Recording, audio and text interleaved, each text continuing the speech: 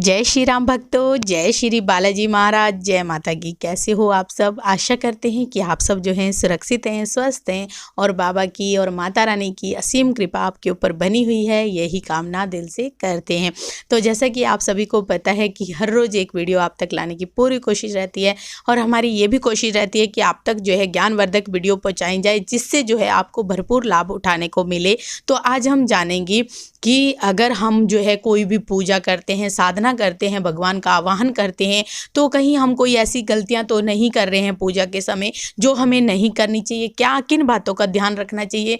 तो अंत तक बने रहें। अगर वीडियो अच्छी लगती है तो लाइक करें, शेयर करें, कमेंट करें और अगर आप हमारे चैनल पे पहली बार देख रहे हैं तो चैनल को जरूर सब्सक्राइब करें। साथ में बेल आइकन है उसको प्रेस करें ताकि आने वाली हर एक वीडियो की नोटिफिकेशन सबसे पहले आप तक पहुँच जाए। चलिए शुरू करते हैं आज की वीडियो। जय श्री राम। जय श्री राम, जय श्री बालाजी महाराज।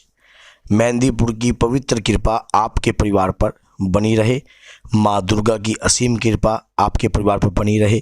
जैसा कि आपको पता है कि माँ दुर्गा से जुड़ी हुई जो कि 10 महाविद्याओं से जुड़ी हुई और 52 शक्तिपीठों से जुड़ी हुई की जो वीडियो है वो माँ के प्यारे चैनल पे, जो हमारा दूसरा चैनल है माँ के प्यारे, उसका लिंक भी नीचे हमने दे रखा है। चैनल में जाएंगे आप तो हाँ, तो उसको भी सब्सक्राइब कर दीजिए ताकि माँ से जुड़ी हुई हर अद्भुत कृपा के बारे में आप जान सकें। क्योंकि माँ जगत जननी माँ भवानी अम्ब के अपनी कृपा किस प्रकार इस संसार में माँ ने बना रखी है और माँ सबके घर में अन्नपूर्णा रूप से भी विराजमान है, लक्ष्मी रूप से भी विराजमान है। क्योंकि इस ब्रह्मांड को जिसने जन्म दिया वो माँ ही है। तो माँ के जो प्यारा चैनल है उसको भी आप सब्सक्राइब कीजिए ताकि अधिक से अधिक ज्ञानवर्धक जितनी भी वीडियो हैं आप तक पहुँचती रहें। तो बोलिए जय माता की, जय श्री बालाजी महाराज।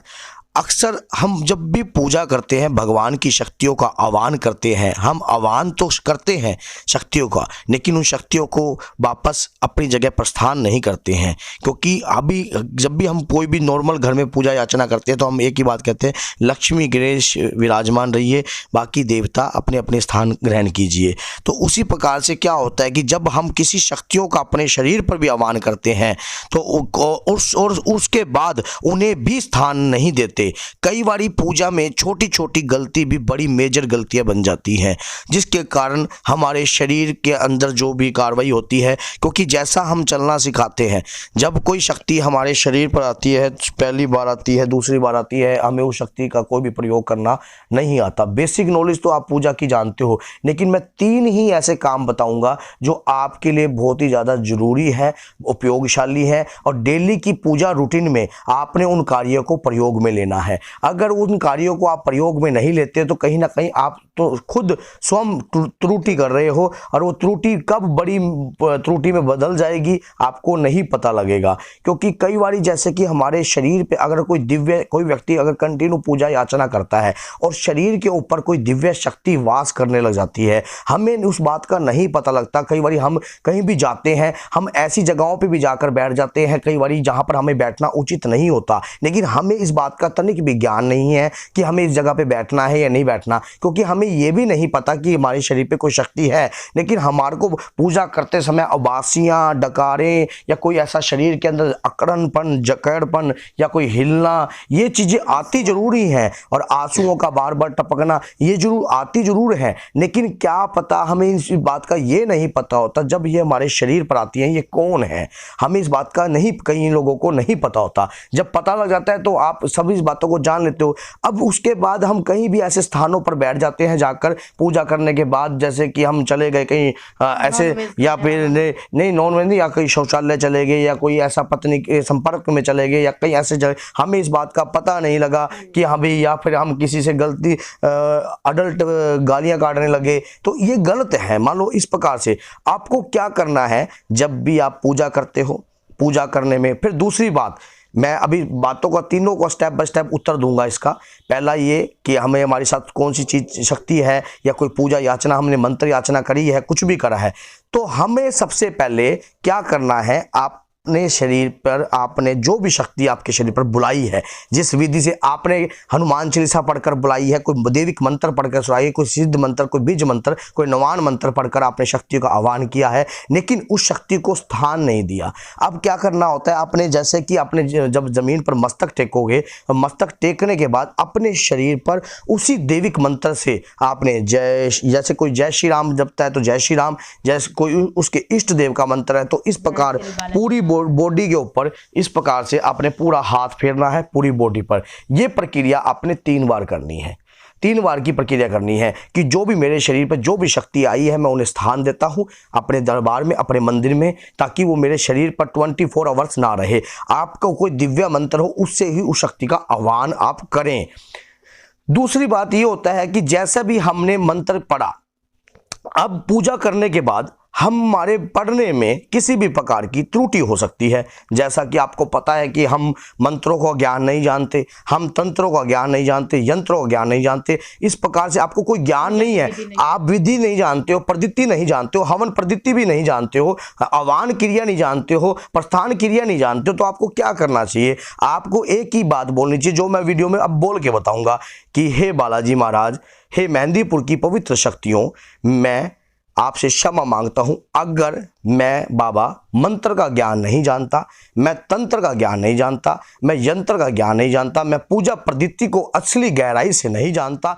अगर पूजा करते वक्त या मंत्र पढ़ते वक्त या कोई पाठ करते वक्त अगर किसी भी प्रकार की मुझसे कोई त्रुटि हो जाती है तो हे बाबा मैं आपसे क्षमा मांगता हूं, मैं क्षमा मुझे दीजिए और मैं क्षमा प्रार्थी हूं। अगर मेरे द्वारा किसी भी प्रकार की मंत्रों में कोई त्रुटि हुई हो, अज्ञानतावश, भूलवश, तो बाबा मेरी पूजा को तो स्वीकार कीजिए, लेकिन क्षमा में सब कुछ का चीजों का सार है। तो कोई भी ग्रंथ, कोई भी पूजा, कोई भी पाठ अगर आप कंटिन्यू किसी भी प्रकार का आप कर रहे हो तो इस प्रकार की क्षमा याचना मांगनी बहुत ही ज्यादा आवश्यक होती है अपने देवता के सामने, क्योंकि आप हर चीज की क्षमा मांगकर कार्य कर रहे हो। तो उसी प्रकार दूसरा स्थान दिया, फिर क्षमा, ये क्षमा पहले मांगनी है, स्थान बाद में देना होता है। फिर उसके बाद क्या करना होता है, फिर तुरंत अपने आसन को उठाना होता है। जो भी कोई पूजा करी है, आपने जो फल किया है, मान लो किसी देव शक्ति का आपने आह्वान किया है या कोई आप वेद सच्चे ग्रंथ को आप पढ़ रहे हो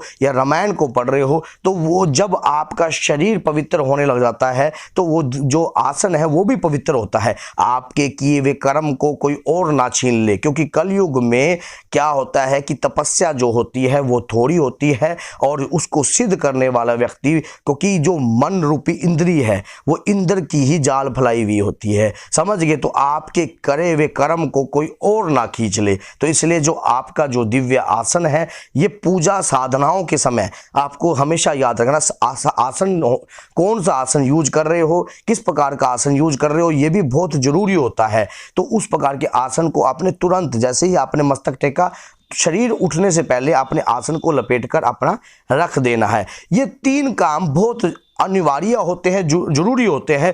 एक त्रुटि हम और भी करते हैं, जैसे कि अगर हमारे पास कोई दिव्य ज्योत जल रही होती है तो उस ज्योत के ऊपर भी हम हाथ फेर लेते हैं। ये गलत होता है, क्योंकि वो अग्निदेव है, उस ज्योत पर देवी देवताओं का आह्वान होता है। आपकी इतनी औकात नहीं है कि आप उनके ऊपर हाथ फेरो, आप उनके समीप जाकर इस प्रकार से उनका सेक लेकर अपने शरीर के ऊपर लगा सकते हो, लेकिन ऐसे हाथ लेने का बहुत गलत कार्य होता है। अग्नि देवता हैं और सब साथ में उस ज्योति के ऊपर स्वयं बाबा की शक्तियां होती है, माँ की शक्तियां होती हैं, आपके इष्ट देव की शक्तियां होती हैं। तो इस प्रकार की त्रुटियां हमें कभी भी पूजा के कार्य में नहीं करनी चाहिए। ये 3 त्रुटियां, 4 त्रुटियां, 5 त्रुटियां से कई त्रुटियां होती हैं जो हम अपने कंटिन्यू दैनिक पूजा के अंदर भी इस प्रकार की त्रुटियां अगर हम करते हैं तो भी किसी से दान नहीं लेना। हाँ, कि वो तो दान की तो कोई भी वस्तु अपने मंदिर में नहीं लेनी चाहिए। अगर जैसे कि कोई भी आपने दान ले लिया, अब मान लीजिए सबसे बड़ी बात क्या है कि आप आसन पे बैठे हो, मान लो पूजा का जो फल है तो वो भी पार्टनर बन गया आपके फल का, क्योंकि आपने सोचा मैंने सुख सुविधाओं में से मेरे को फ्री में मिल गया। फ्री में कुछ नहीं होता, उसने अपने पिता की याद में या किसी भी की याद में ये पुस्तक दान करी या कुछ भी करी, उससे पड़ा हुआ का जो फल है तो वो तो उसके पास जाएगा, आपके पास क्या रहेगा? तो उसी प्रकार से क्या होता है, उसका कुछ हिस्सा बट जाएगा। तो जब जब पूजा चलती रहेगी, जब जब वो आसन पे पूजा होती रहेगी, तो इस प्रकार का कार्य है। तो गुप्त चीजें होती हैं, तो इन्होंने बोल दिया तो मैंने बता दिया आपको, नहीं तो मैं नहीं बताता, क्योंकि हर कोई व्यक्ति कहीं ना कहीं से दान मिलता है, लेता है, कोई गरीब आदमी है, कोई कैसा है। बाकी हमारी सोच है इस प्रकार की, इस आसन वाली। बाकी आपकी क्या सोच है वो कमेंट बॉक्स में लिख देना। तो बोलिए जय सीताराम, जय श्री बालाजी महाराज। इस प्रकार से दान दी हुई वस्तुएं जो होती है, वाकई तो इनकी बात लाख टके की होती है कि नहीं लेनी चाहिए, अपने पर्सनल मंदिर में नहीं लेनी चाहिए अपने, लेकिन वो सार्वजनिक मंदिर में तो दान चलता है, क्योंकि वो उसमें दुनिया आकर मत्था टेकती है। आपके घर के मंदिर के अंदर हमने ये जो वार्तालाप बताई है आपको, आपके घर के मंदिर के लिए बताई है। हम घर के मंदिर में अगर इस प्रकार की त्रुटि करते हैं तो कहीं ना कहीं हमारी पूजा याचनाओं में कहीं ना कहीं रुकावटें इसी कारण से आ रही हैं। तो बोलिए जय सीताराम, जय श्री बालाजी महाराज। माँ अन्नपूर्णा आपके भंडार भरे, आपका परिवार खुश में रहे। जय माता।